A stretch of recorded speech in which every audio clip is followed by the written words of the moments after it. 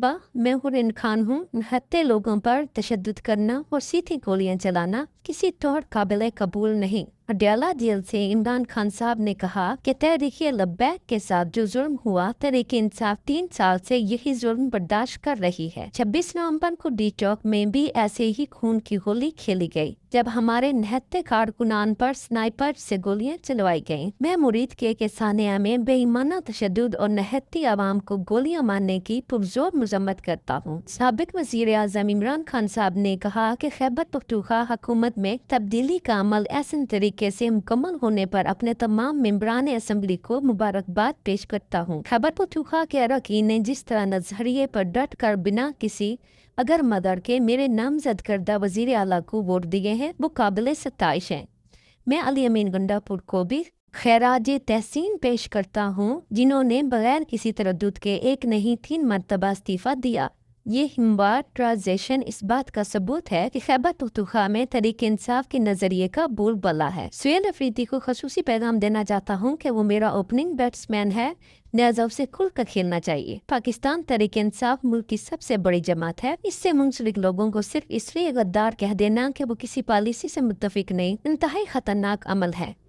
इस बुनियाद पर गद्दारी के सर्टिफिकेट बांटने और रियासत मुखालफत का लेबल लगाने वालों की दुकान बंद होनी चाहिए। बतौर सियासतदान ऐसी किसी भी पॉलिसी पर तनकीद करना मेरा हक है जो अवाम के मफाद, मुल्क की सालमियत और जमहूरियत के खिलाफ हो। ऐसी हर पॉलिसी की मुखालफत की है पर करता रहूँगा जो मुल्क के मफाद के खिलाफ हो। खैबर पख्तूनख्वा की अवाम ने हमें मैंडेट दिया है और DGI-SPR पर नहीं। हम खैबर पख्तूनख्वा की आवाम को जवाब दे हैं, इसलिए हम पाकिस्तान और सूबे की आवाम के मफाद के खिलाफ कभी नहीं जाएंगे। मेरी फौज से कोई दुश्मनी नहीं, फौज भी मेरी है, मुल्क भी मेरा है और आवाम भी मेरी है। मेरे अपने खानदान के कई लोग फौज से ताल्लुक़ रखते हैं। 1965 की जंग में हमारे जमान पाक के 8 में से 7 घरों से मेरे खानदान के लोग फौज में थे और मुल्क का दिफा कर रहे थे।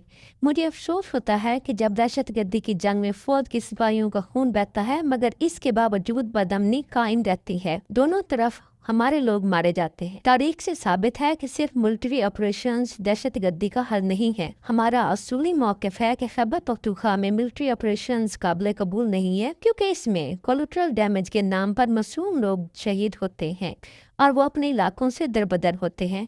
कई दहाइयों से बड़े बड़े ऑपरेशन करके दहशतगर्दी ख़त्म करने की कोशिश में हैं, मगर ये नासूर ख़त्म नहीं हो रहा। हर साल बहुत सा कीमती खून बह रहा है। कभी फौज और कभी पुलिस फोर्सेस के एहलकारों की शहादतें होती हैं, तो कभी मासूम शहरी दहशतगर्दी के वाक़यात में जान की बाजी हार जाते हैं। हमेशा कहा है कि दहशतगर्दी के मुकम्मल खात्मे के लिए बंद कमरों के फैसलों की बजाय एक मौसर सियासी बसीरत पर मबनी जामिया हिकमत अमली की ज़रूरत है। सियासी नुमाइंदों और खैबर पख्तूनख्वा हुकूमत की मौजूदगी और मुशावरत के बगैर बनाई गई कोई भी पॉलिसी काबिल कबूल नहीं। दहशतगर्दी के खिलाफ पॉलिसी बनाते हुए तमाम अहम स्टेक होल्डर्स से बात की जाए, चाहे वो मकामी कबाइल हों या खैबर पख्तूनख्वा। अफगानिस्तान के साथ बातचीत के बगैर दहशतगर्दी का मसला हल नहीं हो सकता। खैबर पख्तूनख्वा की नई हुकूमत को एक मरतबा फिर से हिदायत करता हूँ कि दहशतगर्दी के खिलाफ तमाम फरीकीन के साथ बात करके मौसर और जामिया हिकमत अमली बनाए, ताकि सूबे में मौसर और देर पर अमन कायम हो और नतीजतन मुआशत बहाल हो। हर जमहूरी मुआशरे में